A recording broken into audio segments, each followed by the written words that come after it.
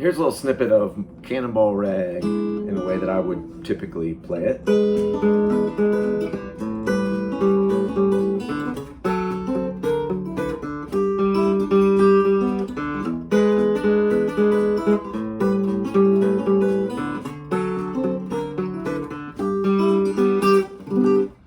And here it is in a way I'm trying to play it. Sound a little more like Merle, hopefully.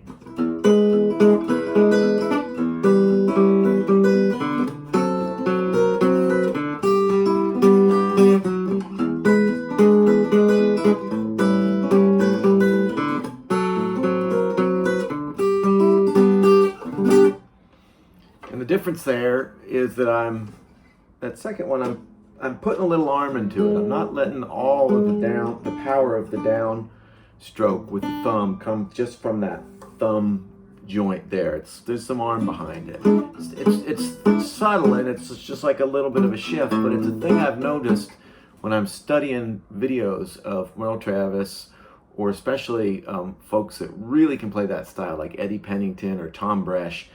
It's just something I've really noticed watching them, is that arm, that right arm seems to be involved in those downstrokes. And they don't even look like they're playing that hard, but those downstrokes have a real power to them, and power in reserve, you know what I mean? You get that almost not sloppy, but that kind of bold and broad rhythm that Merle Travis has.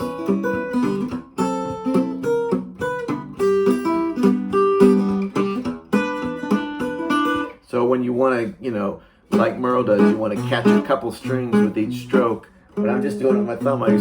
I have to think real hard and try to cover two. When there's a little arm in it,